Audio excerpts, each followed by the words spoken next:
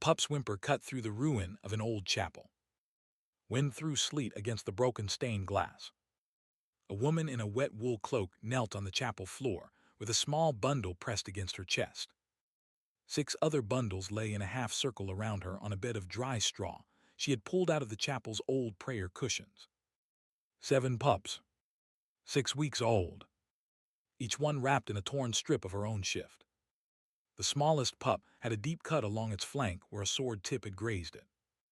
The largest had a broken hind leg she had splinted with a strip of birch bark. The middle 5 had bite marks and slash marks, and the kind of bruises a 6-week-old pup does not survive without help. She had carried them 3 miles through a January night, with the smell of burning thatch on her back. She had only counted the pups. 7. All she could carry. All she could find alive. The chapel had been a stop on an old pilgrim road. The road had not been used in 50 years. She had built a fire with broken pew slats and worked since before midnight. Now the first gray of dawn was creeping in through the broken east window. She did not hear the rider come up the road. Her name was Wren Calder. She was 31. Believe me, the man who walked into that chapel at dawn would change her life by noon. Stay with me on this one. Wren had been born in the moorland pack to a midwife mother and a tinker father. Her mother had taught her to read a fever and to set a bone and to listen to the small breath of a newborn before its first cry. Her father had taught her to make her own tools. He had died of a winter cough. Her mother had died of the same cough a year later. Wren had been alone, and the moorland pack had let her stay because the pack needed a midwife. She had stayed 12 years. Then the Alpha's younger brother, a fat-faced man named Caleb who had never delivered a single baby and never sat with a single dying elder, had stood up at a council supper 2 winters ago and announced that the unmated midwife belonged to him. Wren had been ladling soup into a bowl when he said it. She had set the ladle down. She had walked to the council table. She had picked up the Alpha's iron-bound prayer book from the place setting beside his elbow. She had laid the prayer book down on the table in front of Caleb and put her hand on it. I swear on the bones of every infant I have brought into this pack, she had said quietly, that I will mate with you when the river runs uphill and the moon rises at noon. She had picked up her cloak from the bench and walked out of the council hall and out of the pack. The next morning the pack had nailed a writ of disownment to the well post. Caleb had signed it with his own hand. The Alpha had not signed it. Wren had walked east for 9 days. She had slept in barns and under bridges, and once in the bell tower of a village church. She had been a midwife to mining villages and shepherd valleys ever since. She carried her tools in a leather roll. She carried no purse. The night the raiders had come down the pilgrim road past the camp where she had been sleeping in a cart shed, she had heard them pass with the pups crying. She had not seen the den they had raided. She had only seen the column of riders go by at midnight with the 7 bundles in their saddlebags. She had followed them on foot. She had caught up to them at a creek crossing 4 miles east.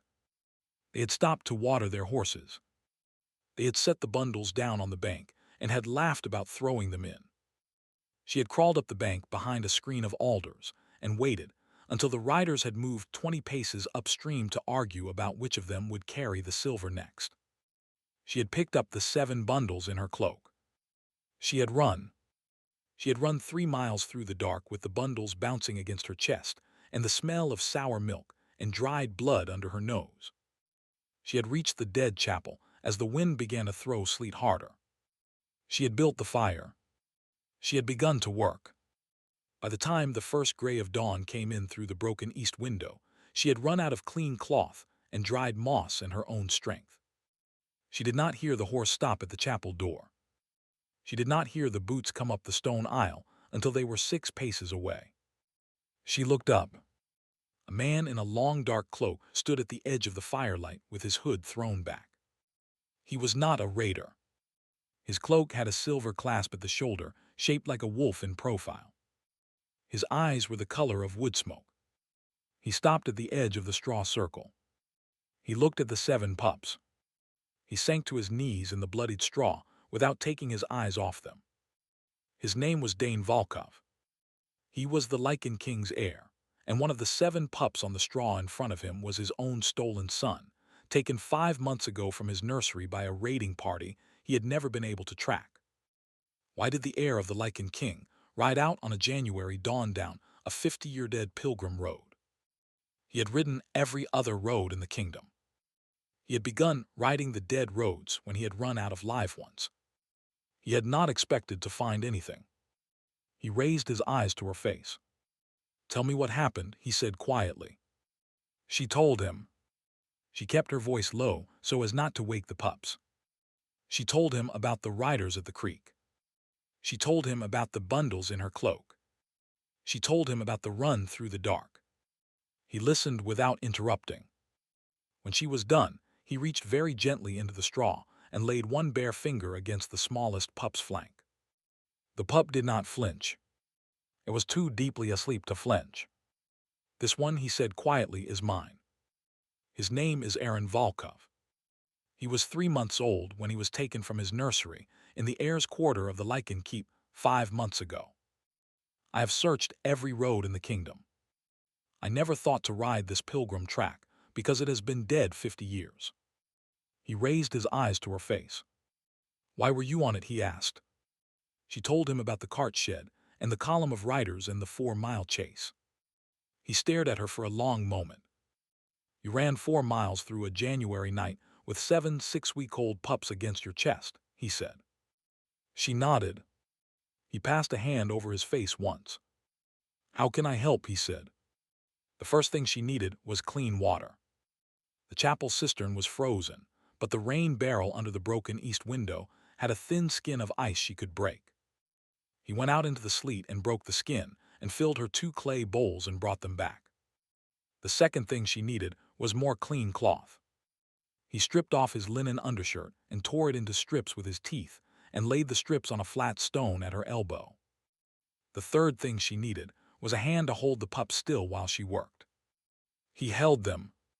He had hands large enough to cradle 2 at a time without crushing them. They worked side by side for the next 4 hours without speaking much. By the time the sun was full up over the broken east window, the pups had been cleaned and bandaged and fed warm goat's milk from a wineskin he had pulled out of his saddle bag.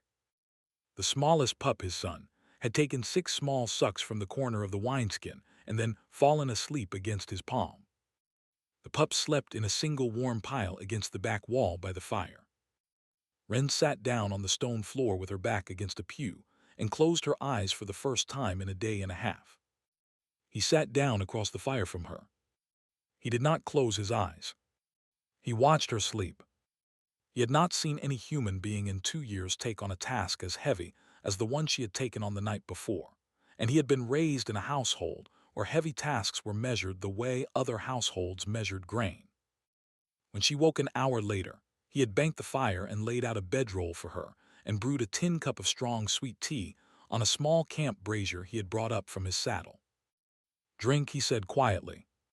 She drank. He pressed a piece of dried sausage into her hand. "Eat." She ate. When she had eaten, he sat across from her, with his hands clasped between his knees, and spoke quietly. "I am Dane Volkov," he said. "I am the heir of the Lycan king Magnus Volkov. My son Aaron was stolen 5 months ago. The raiders were paid. We have known that from the beginning. We have not known by whom. I would have ridden every pilgrim road in the kingdom by now if I had known they ran the children down them." He paused. "I owe you a debt I cannot speak the size of," he said. She set down the tin cup. "You owe me nothing," she said quietly. "Anyone in this kingdom who has held a 6-week-old pup would have done what I did." "You are wrong," he said. She did not argue. He drew a breath. "I am going to ride to the nearest of my outposts at noon," he said. "It is 2 hours east. I will return with a wagon and 4 guards, and a wet nurse who has been searching with me for 5 months. We will move the pups and you back to the heir's estate at Valnan. It is half a day's ride. The pups can travel safely in a covered wagon. You will travel as my guest. You will have a chamber and a fire and a maid. You will be safe." He paused. I will not ask anything of you, he said. The pups will be returned to the families they were taken from as soon as we identify them. My son will sleep in his nursery tonight. The rest of the pups will be home within 3 days. You will be my guest at Valnen for as long as you choose to stay. If you wish to go on east when the snow lifts, I will give you a horse and a purse and a quiet road. She nodded slowly. The smallest pup whimpered against the back wall. He turned at the sound. He rose at once and went to his son. He picked the pup up in both hands and brought it back to the fire, and laid it down in the bend of his arm, and stroked the soft place behind its ear with the side of his thumb. The pup blinked at him with eyes the color of wood smoke and went back to sleep. Wren watched him. She did not say anything for a long time. At last she said quietly, "Your son is going to live." He did not look up. He did not trust himself to speak. She rose and laid one hand briefly on his shoulder, and then went and lay down on the bedroll he had laid out for her, and slept the rest of the morning. He sat with his sleeping son in his arm and watched the fire and the 7 sleeping pups and the sleeping midwife and the gray winter light through the broken east window of an abandoned chapel, and he did not move for 2 hours. The wagon came at noon. The wet nurse rode beside it on a small chestnut mare. She was a quiet woman of 40 named Marta, who had nursed Dane Volkov himself 32 years ago, and who had been searching for Aaron Volkov for 5 months with red-rimmed eyes. When she saw the small pup in Dane's arm, she sat down hard on the chapel floor and put both her hands over her face. Then she stood up and washed her hands in a clay bowl of melted snow and took Aaron from Dane and inspected him with the unhurried thoroughness of a woman who had been a Volkov family nurse for 3 decades. "He will live," she said quietly. Dane Volkov closed his eyes. He stood in the broken chapel for a moment longer than he needed to. Then he turned to Wren and offered her his arm to help her up off the bedroll. She took it. She walked to the wagon on his arm. She did not say anything about the courtesy. He did not say anything about the silence. The wagon was lined with thick wool, and 4 small wooden cradles strapped to the floor. Marta settled the pups to cradle for warmth. Aaron rode in his own cradle at the front. Wren rode in the wagon with Marta. Dane rode his black horse beside the wagon. The road was hard. The pups slept. The wet nurse hummed under her breath. By the 4th hour, the dark pine valley opened in front of them, and the white walls of Valnen rose out of it. Valnen was a small white stone keep set in a valley of dark pine. There was a green outer wall and a smaller inner wall, and a courtyard with a stone fountain that was frozen now. There was a nursery in the east tower and a guest house on the south wall, and a chapel that was in better repair than the one Wren had spent the night in. Wren was given a room on the 2nd floor of the guest house, with a fire already lit and a copper bath already steaming. A maid named Petra brought clean wool clothes and a tray of bread and broth. Wren bathed. She ate. She slept for 14 hours. When she woke, it was the next afternoon, and there were 6 new dresses in her wardrobe that fit her perfectly, and Petra was sitting in the window seat embroidering a child's bib with a wolf in profile on it. "The heir asks if you would join him for supper," Petra said when Wren stirred. Wren nodded. The supper room at Valnen was small and round and warm. A round oak table had been set for 2. Dane Volkov stood at the window with his back to her. He turned when she came in and pulled out her chair himself. "Aaron is in the nursery," he said quietly as he sat down across from her. "Marta is with him. The other 6 pups are sleeping in the small nursery in the south wing. We have identified the families of 3 of them. The other 3 are from a hidden river den further north that we did not know existed." He paused. "We have learned today," he said carefully, "who paid the raiders." She set down her spoon. "Who?" she said. He turned his goblet on the linen. "My younger brother Eric," he said quietly.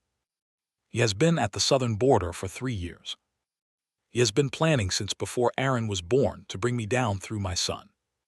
He paid the raiders. He paid them through 3 handlers.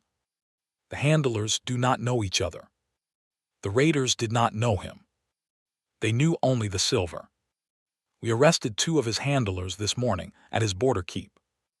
The third one is being pursued tonight." He drew a breath. "My brother is in the wind," he said. "He will be found. It may take a season. I will find him." He set the goblet down. "In the meantime," he said, "there is a column of his guard moving through the pine forest toward Valnan tonight. They were dispatched 3 days ago, before the raid. They were meant to take Aaron's empty cradle from the nursery here as proof of his death. They will arrive at the outer wall by midnight. They do not know yet that he is alive in the East Tower." She stared at him. "You knew this when you brought us here," she said quietly. "I knew there was a column moving," he said. "I did not know its purpose until this afternoon. I have a stronghold 3 miles east of Valnan with 200 sworn men. We will move at the second bell tonight. I want you and Aaron in the stronghold before the column reaches the outer wall." He paused. "I am sorry," he said. "I had hoped you would have a peaceful night under this roof. I had hoped to give you that at least. If you're still with me, hit that subscribe button. Stay with me. This is where it turns." They moved at the second bell. The courtyard was already lit by hooded lanterns when Wren came down the guesthouse stair with her leather roll of tools under her arm. Marta was in the lead wagon with Aaron against her chest under 3 layers of wool. The other 6 pups were in the second wagon. 8 sworn men rode at the head and 8 more at the rear. Dane rode beside the lead wagon with the silver wolf clasp dulled with grease so it would not catch the moon.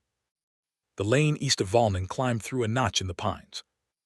The stronghold on the far side was a low square keep of dark gray stone. It had 200 sworn men and a single iron gate that had not been forced in 80 years. They reached the iron gate at the third quarter. The gate closed behind them. Wren watched Marta carry Aaron up the stair into the east tower. She watched the other 6 pups carried in after him. She watched the iron gate barred.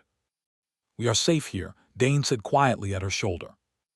"We will know by sunrise what the column did when it found the outer wall of Valnan open."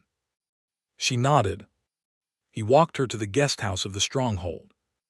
It was smaller than the one at Valnan. There was one room with a fire and a bed, and a window that looked east over the wall toward a low row of dark hills. He left her at the door. She slept 4 hours and woke to the sound of a single horn at the wall. The first gray of dawn was on the hills. The column had arrived at the outer wall of Valnan at the 3rd bell of the morning. It had found the outer gate open, and the courtyard empty, and the small nursery in the south wing cold and clean, and the wet nurse's cradle in the east tower polished and bare, and a single folded letter on the windowsill of the Heir solar. The letter was in Dane Volkov's hand. It said, "I know you. I will find you. Aaron is safe. So is the midwife." The column commander, a captain in Eric Volkov's livery, had read the letter in the empty solar at the 3rd bell and lowered himself slowly into the Heir's chair and put his head in his hands.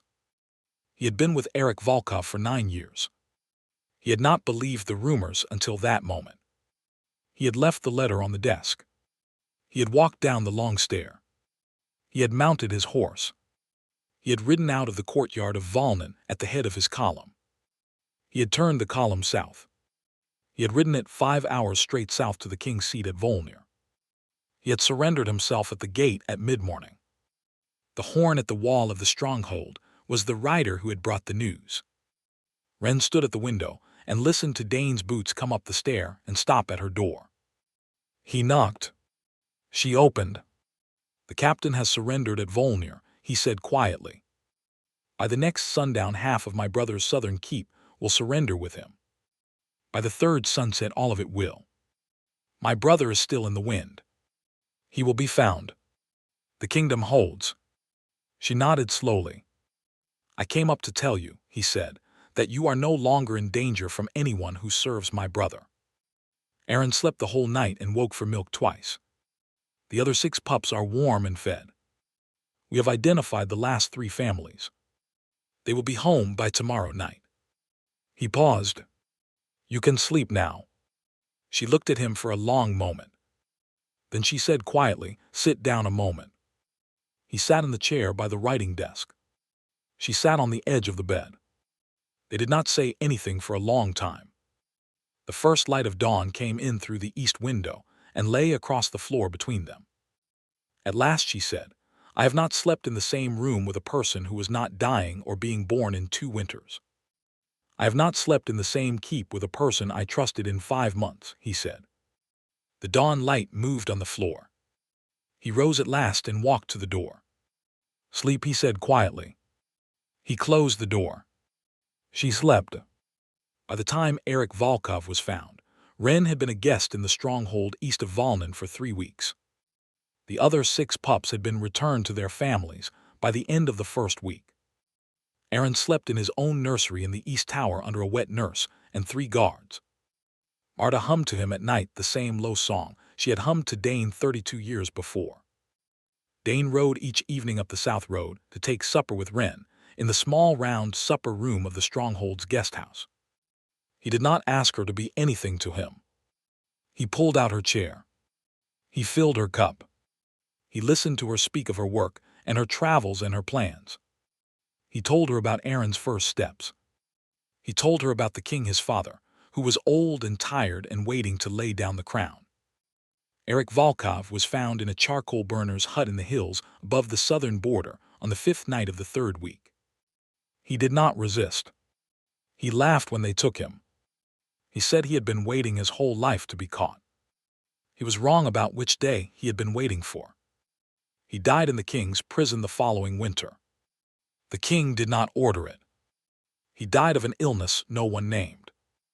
On the night Eric Volkov was found, Dane rode up the South Road at the 7th bell and sat across from Wren at the small round table and laid both his hands flat on the linen. "It is finished," he said quietly. She nodded slowly. He drew a breath. "I'm not going to ask you tonight to stay," he said. "I'm only going to ask you to consider one thing. The nursery at the king's seat at Volnir has been empty since Aaron was taken. It is not empty anymore. Aaron will be moved there in the spring. The wet nurse will go with him. There is a chamber in the south wing of the keep that was my mother's before she died. The chamber has been closed for 10 years. The chamber has a hearth and a window that looks east over the orchard. The orchard is full of plums in the summer and apples in the autumn. There is a small library on the 1st floor. There is a midwife's chest of tools in the chamber that belonged to my mother." He paused. "I'm offering you," he said, "the chamber. Not the crown. Not the wife's seat. The chamber. As a midwife to the keep. With a salary and a horse and a fire of your own. For as long as you wish to use it. With my hand over the doorpost and not over yours." He sat back. "That is all," he said. She did not answer for a long moment. When she did, her voice was very quiet. "The chamber," she said, "will be a gift I do not know how to refuse." He closed his eyes briefly. "I will have it ready by the 1st of April," he said. She nodded. The fire snapped in the hearth between them. She moved into the south wing chamber at Volnir on the 2nd of April. The chamber was as he had described it. The hearth drew clean. The window looked east over an orchard that was not yet in bloom. The midwife's chest at the foot of the bed held a small horn spoon and a pair of brass scissors and a folded square of linen embroidered with a wolf in profile by a hand that had been still for 10 years. The library on the 1st floor had 3 shelves of midwifery books and 1 shelf of small leather-bound diaries kept by Dane Volkov's mother in her own hand. Wren read the diaries by the window over 6 quiet evenings. She read about the long cold years when the king had ridden the borders and the queen had run the keep alone with 3 small children. She read about the queen's last spring, when she had walked in the orchard every morning and had named each tree. Wren closed the last diary and walked the orchard rows under the bare branches at noon. She built her own fire that evening with her own hand. By summer she had delivered 4 babies in the keep and 2 in the village below. By autumn she had been called twice to the head gardener's cottage, where his wife had borne twin daughters under her hands. By the first snow she had brought down a fever in an old steward, and held the hand of a dying scullery maid through her last night. The keep called her the Southwing midwife. The stable kept a small gray mare for her, and saddled it the moment she came down the stair in her cloak. Dane Volkov took supper with her on the 5th day of each week, in the small round supper room on the first floor of the South Wing.